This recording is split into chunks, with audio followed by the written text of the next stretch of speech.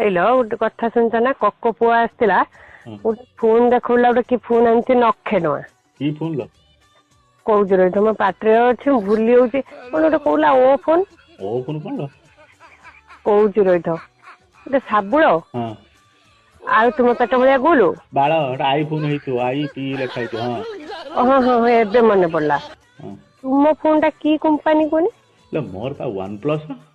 English ରେ କହୁଛ ମୁଁ ବୁଝିପାରୁଛି ନା ଓଡିଆରେ କୁହ। ଓଡିଆର କଥା କେମିତି ତତେ ବୁଝେଇବି ସେମିତି ତତେ ବାହା ହେଇଥାନ୍ତି କାହିଁକି? କଣ? ୱାନ ମାନେ ହଉଛି 1 ହଁ ଆଉ ଗୋଟେ କଣ କହିଲ ମିଶାଣ ଚିହ୍ନ ମିଶାଣ ଯୁକ୍ତ ଚିହ୍ନ ଯୋଉଟା। ଏଇ ଯେ ଆମେ ଯାଇଲେ 4 ଛକି ରାସ୍ତା ଗୋଟେ ବାହାନ ଗାଡି ଯାଇଛି ଗୋଟେ ବାଲେଶ୍ୱର ଆଡି ଯାଇଛି ଗୋଟେ ତାଳପଦା ଆଡି ଯାଇଛି ଗୋଟେ ଝାରଟାଡି ଆସିଛି। ଓହୋ ତାର କାହିଁକି କି ଫୋନ କି ତାର କାହିଁକି 900 ଟଙ୍କା? ତାର ଟିକେ କ୍ୟାମେରା ଟିକେ ଭଲ ଆଉ। ତାର ତ ଦିଟା କ୍ୟାମେରା ତୁମର ତ ଦିଟା କ୍ୟାମେରା ତା ଫୋନରେ ତ ଗୋଟେ ଟର୍ଚ୍ଚ ତୁମ ଫୋନରେ ତ ଗୋଟେ ଟର୍ଚ୍ଚ।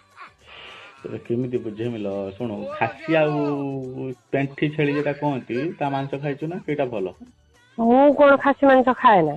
ଓହୋ ହଉ ଏଇ ଯେ ଦେଶୀ କୁକୁଡା ଆଉ ରହିଲା ହଉଛି ବ୍ରଏଲର କୁକୁଡା କୋଉଟା ଭଲ? ଦେଶୀ କୁକୁଡ଼ା। ତାର କଣ ବୁଝିଲୁ? ତା ଫୋନ ଟା ତାହେଲେ ଦେଶୀ ତୁମର ବ୍ରଏଲର। ହଁ